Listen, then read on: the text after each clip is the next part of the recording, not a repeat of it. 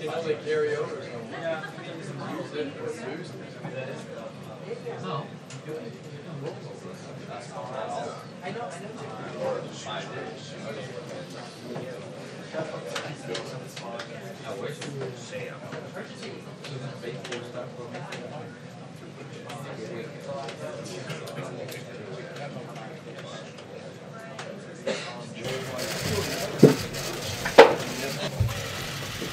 Good afternoon. Obviously, the impending conclusion of the Schumer shutdown is leading media coverage today, and I'll get into that shortly, but want to start with a couple of other national security issues first. First, on northwest Syria, we call on all parties to remain focused on the goal of defeating ISIS, de-escalating and resolving the Syrian conflict, and protecting innocent civilians. We hear and take seriously Turkey's legitimate security concerns and are committed to working with Turkey as a NATO ally. Increased violence in Afrin disrupts what a relatively stable area of Syria. It distracts from international efforts to ensure the lasting defeat of ISIS. It could be exploited by ISIS and al-Qaeda for resupply and safe haven, and it risks exacerbating the humanitarian crisis. We urge Turkey to exercise restraint in its military actions and rhetoric, ensure that its operations are limited in scope and duration, ensure humanitarian aid continues, and avoid civilian casualties. We want to ensure that Assad's brutal regime cannot return to Afrin, and we will continue working diplomatically to end the Syrian civil war. In Afghanistan, where terrorists attacked a hotel in Kabul, such attacks on civilians only strengthen our resolve to support our Afghan partners. We commend the swift and effective response of the Afghan security forces. Afghan forces, with our support, will continue to relentlessly pursue the enemies of Afghanistan who also seek to export terror around the world. We call on Pakistan to immediately arrest or expel the Taliban's leaders and prevent the group from using Pakistani territory to support its operations. Lastly, in regards to the government shutdown, we were pleased to see Senator Schumer accept the deal that President Trump put on the table from the very beginning, which was to responsibly fund the government and debate immigration as a separate issue. I have a statement here from the President of the United States that I will read. Quote, "I am pleased that Democrats in Congress have come to their senses and are now willing to fund our great military, border patrol, first responders, and insurance for vulnerable children. As I've always said, once the government is funded, my administration will work towards solving the problem of very unfair illegal immigration. We will make a long-term deal on immigration if and only if it's good for our country." End quote. And with that, I'll take your questions. Jonathan. Sarah, how is the president going to work with Democrats when he's running a campaign ad that is calling them complicit in murder? How is he actually going to show leadership on this? Look, the president's number one focus is our national security. He's been very strong on discussing the need for border security and tying that directly to national security. That's a big focus of both the president's campaign at the time and also since he's become president. In terms of specifics of any ad running, those aren't being done by the White House, and I can't get into any details. But his position in terms of the need for border security and how that impacts national security is something we've talked about and been very clear on. So is he bringing the Democrats down here, bringing Republicans here, hashing this out? How's this going to be any different? We didn't see him over the weekend. He was only talking to Republicans. Obviously, if there's going to be a deal by February 8th, it's going to need to be a deal with Democrats. I think that there's a whole lot of daylight between where we are and where the Democrats are. We certainly want to negotiate and get to a place, and we're hopeful that we can do that over the next couple of weeks. John? Senator Schumer on the floor claimed that the deal that he had on the table for Mitch McConnell today was much different than the one that he had last week. How did the ball move forward, if it did at all, between Friday night and this morning? Look, I think that Democrats realized that the position that they had taken, frankly, was indefensible, and that they had to focus on first funding our military, protecting Border Patrol agents, funding vulnerable children through the CHIP program. These were things that they didn't disagree with. They agreed with everything that was in this CR. The president stayed firm, Republicans stayed firm, and Democrats, I think, realized that they had to move past that piece of legislation, and so that they could focus on the conversation they're desperate to have. So is it your contention that the deal that Chuck Schumer accepted and lauded today is really no different than the deal that he had on the table Friday? I don't see it to be drastically different, no. Major. Just so we understand, is there no interaction, and was there no interaction between the president and the campaign committee in the creation of that ad? Did he approve it? That's something I wouldn't be part of that process, Major. I couldn't speak to that. But it's an important question. I'm Donald Trump and I approve this message. Again, the president has some liberties that I don't. That would be something I would have to check on, but I would refer you to the campaign because they're the only ones that can speak specifically to that issue. Describe that as an accurate representation of his belief about what Democrats are and what their position was during the shutdown, that they were complicit and would be complicit in any future murders because of the shutdown. I think that if people are unwilling to secure our borders, that they're unwilling to end chain migration, unwilling to end the visa lottery system, unwilling to fix all of the problems that we have in our immigration system, and aren't willing to negotiate and actually do things that fix that system that we know to be problematic, then yes, that would be a problem and certainly allow for future incidents to take place. John? So just Sarah, real quick, is a 2-year requirement required from the president for defense spending going forward? Is that one of his top goals for the budget negotiations going forward, not just this fiscal year, but 2 years on defense? Look, I'm not going to negotiate with you here, but we've made clear that I'm not finished. We've made clear that that's certainly our preference. John. Thanks, Sarah. The president several months ago called on Congress to provide a legislative fix for those 700,000 or so DACA recipients. Is it his position that he would sign such a bill, a clean bill, or would he insist upon funding for that border wall with Mexico? Certainly, we want to make sure the president and the administration have laid out what we'd like to see. Those priorities haven't changed. A solution on DACA, into chain migration, into the visa lottery system, and funding for border security that would certainly include the wall. On another issue, tomorrow, I believe, is the beginning of the final round of negotiations concerning NAFTA, the North American Free Trade Agreement. How are those negotiations going right now? What we're hearing right now is that they're not going well. They haven't been going well over the first 5 rounds. Is the president prepared to pull the U.S. out of NAFTA?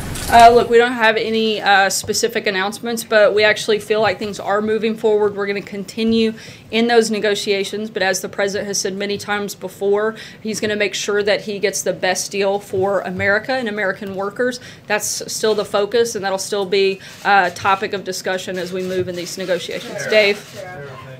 After this shutdown episode, does the president feel like he can deal with Democrats anymore? I mean, for example, Senator Coons said over the weekend, he implied that the president didn't know the difference between authorization and appropriation, and there's been other leaks about conversations behind closed doors. What is the president's level of trust with the Senate Democrats going forward?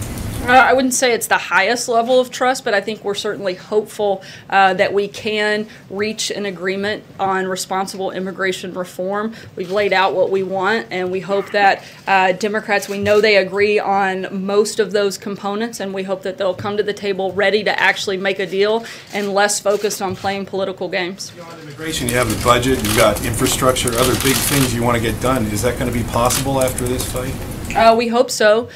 We hope that Democrats, again, will not play politics, and they'll focus and put the needs of the country ahead of the political gamesmanship that they've been playing over the last couple of months. And we hope we can move that ball down the field on a number of issues, but starting with the budget and then moving into immigration. Peter? Would the president support a pathway to citizenship for Dreamers? We have said that we would support a permanent solution for those in the DACA program, and I think that would address that in that front. Clear about that. You must have some position on this. The president clearly has conviction on this issue. So does he support this divisive issue, a pathway to citizenship for these individuals? I think on the specific, the number of people that are already in that program, we do hope to find a permanent solution that would address that. To be clear, legal status versus pathway to citizenship, or does it not matter to the president? I think that's part of the negotiation process, but right now, again, we want a permanent solution for that program. But we also want to keep a big priority for the administration is making sure we don't find ourselves having this same battle in 2, 3, 4, and 5 years down the road. So we have to have a responsible immigration reform that addresses a number of issues, not just the DACA program. I just want to follow up on that question. You just said there that you would be open to permanent legal solution for the 690,000 people in the DACA program. What about beyond that? There's a lot. Axios had a story last week that said an internal White House administration memo estimated that what the Democrats want would potentially legalize 3 million dreamers. Where did you get that number? And what is the limit that the president has on how big this population of dreamers really is? I think the DREAM Act would be predicted to legalize 1.7 million. Where do you draw the line? Look, again, I'm not going to negotiate with you any more than I was going to with Major. This is something that we're going to work on with Congress and look for the best solution for our country, as long as, too, again, don't forget a big priority for this administration is making sure we address this program in its entirety, not just that one piece of it. You said this program, I mean, again, there's certain people who've had the DACA protection. Other dreamers decided not to apply for various reasons. Is the White House open to addressing a deal in this go-round for a population that's larger than just those who had DACA? We're open to having a debate on a level playing field on this issue and negotiating that with Congress and making sure that we get the deal that meets the criteria that we've clearly laid out. Blake? Sarah, thanks. One clarification before my question. The president is still planning on going to Davos? As of right now, if all things go as expected this afternoon with the reopening of the government, which we expect that they will, the president's delegation will leave tomorrow and the president will continue on his trip later in the week. My question, the priorities of a DACA fix, where exactly does that rank? Because when you talk about what needs to happen for a deal, diversity visa lottery program, the wall, ending chain migration, DACA, some other components up on the Hill may need to be worked in as well. The actual DACA solution, how big of a priority is that one component for the president? We look at all of those as equal parts in this process. That's why we laid out what we called our 4 priorities and listed that as one of them. So a DACA fix is on the same level playing field as the wall? Look, we know that that's going to be part of this negotiation. That's something the president has committed to do, but we don't want to do that without the other 3 components. It's like having a stool with 2 legs. It doesn't work very well. We want to make sure that we're addressing this more fully and in a responsible way so that we're not just kicking the can down the road, but we're actually dealing with the issue more long term. Steve? Sir, we haven't seen the president for a couple of days. What has he been doing behind the scenes as this drama has unfolded? Look, we've put out a number of readouts. He's had several different calls, both with members on the Hill.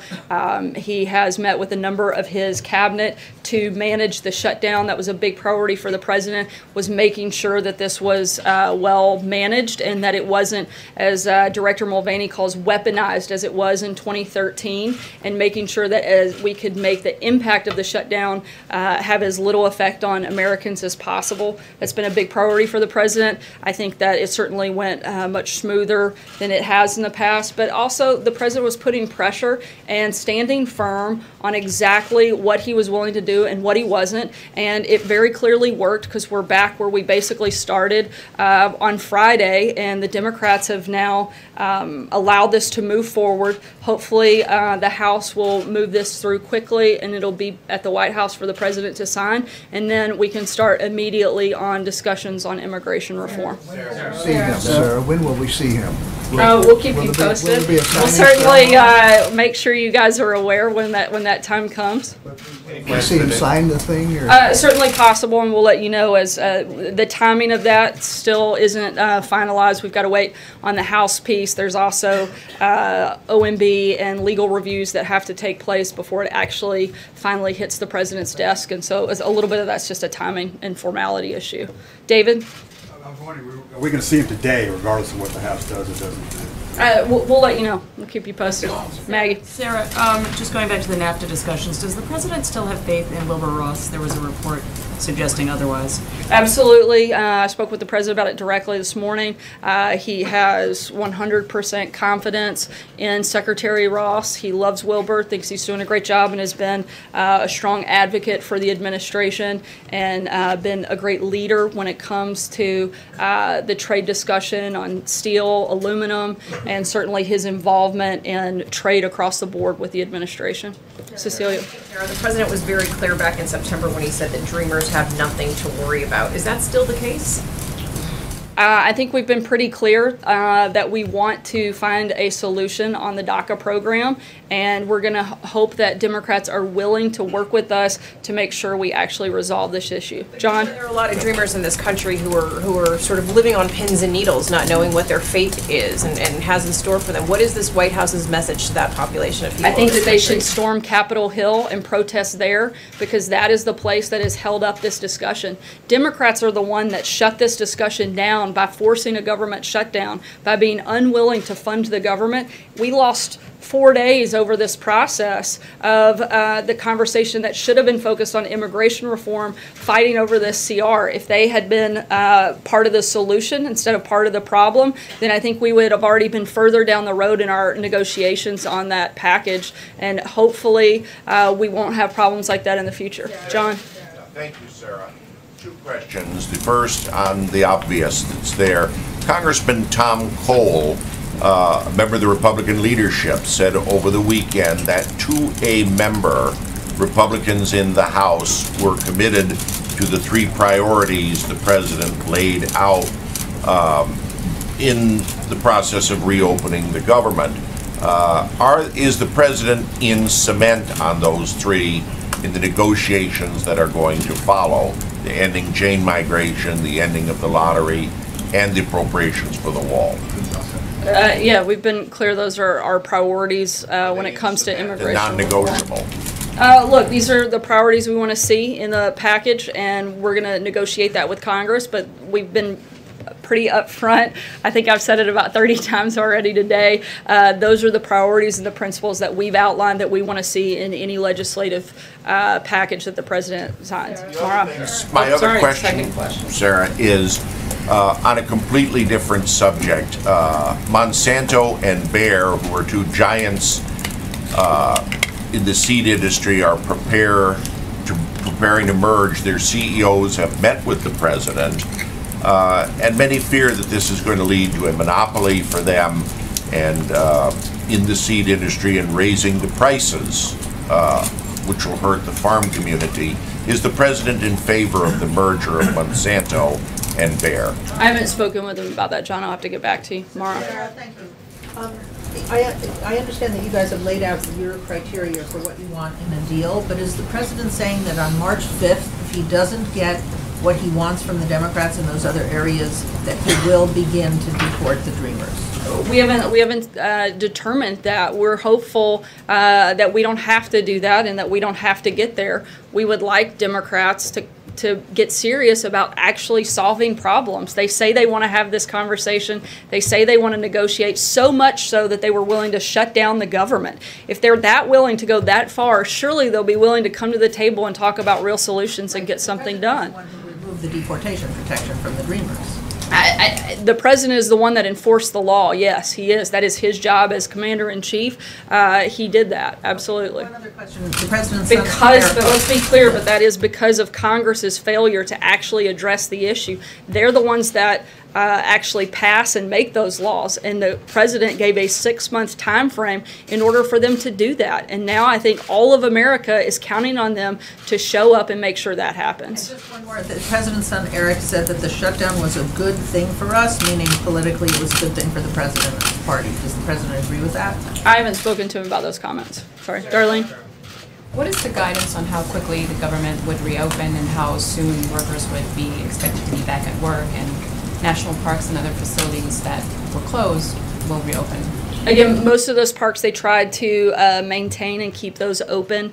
Unlike in past shutdowns, they really tried to minimize the impact on the American people. In terms of what the turnaround time for a full reopen, as I said earlier, we are waiting on the House to vote and clear, then it'll go through the OMB budget process and review and a legal review, and then hit the president's desk, which we expect sometime late afternoon, early evening, which would make most government offices already closed, and so they would start back in full capacity tomorrow morning. And if that changes, we'll certainly let you guys know, but that's sort of what we tentatively expect at this time. Stephen. I'm hoping to give you a chance to respond to the criticism that Senator Schumer lobbed over the weekend. In addition to saying that the president negotiating with him is like negotiating with Jell-O, today the senator said that the great deal maker sat on the sidelines. Was it a concerted effort on the president's part not to reach out to him this weekend? Was that part of his strategy? Look, what the president did clearly worked. The vote just came in 81-18. I would say that those numbers are much more in the president's favor than in Senator Schumer's favor. I'm not sure what changed for him and what he gained other than maybe Nancy Pelosi taking a bunch of Republican members out for dinner to celebrate their shutdown. I'm not sure what other positive things came out of this weekend for Democrats. Yeah, sorry, Democrat members. I'll take one last question. Kristen? Just following up on that, in addition to Chuck Schumer saying the president negotiates like Jell-O, even Leader McConnell said he wasn't completely clear on where the president stood when it comes to some of these immigration priorities. So is the president shifting his policy positions behind the scenes under pressure from his conservative base? Not at all. The president, as well as the administration, we've laid out clearly in a 3-page memo what our priorities are, what our principles are for this process, and we have been very consistent on that front. Jason Miller and John Kelly have veto power over any immigration deal. Jason Miller doesn't work in the administration. The only person I'm aware of with veto power in this country is the president. Thanks, guys. Take one on Pence in Jerusalem. Is it still too early to talk about?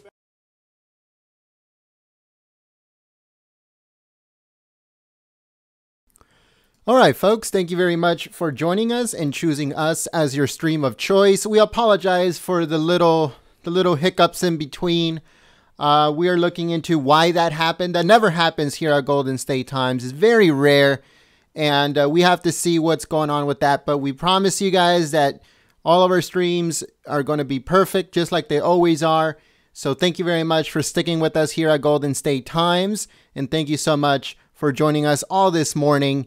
And just stay tuned, because we're going to be uploading a whole bunch of news videos and also a whole bunch of news articles on our website. So make sure you guys stay tuned.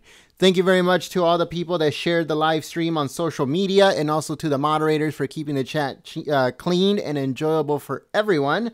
You guys do an amazing job, and I just want to say thank you so much. Also, thank you to all those that supported us through PayPal or here on Super Chat on the chat. Thank you so much for all of your support. Again, we are going to be uploading a whole bunch of news videos and also news articles on our website, goldenstatetimes.com. If you guys want to stay up to date on everything that goes on here at Golden State Times, on news, politics, breaking news, all that stuff, sign up to our newsletter. It's sent to you every single day, packed full of videos and news articles and stuff like that. So make sure that you guys sign up. The link is in the description below or on our website, goldenstatetimes.com. Again, that's goldenstatetimes.com. Thank you very much for joining us. We'll see you guys here next time. My name is Gent. I'm from Golden State Times, and I'll see you soon. Peace.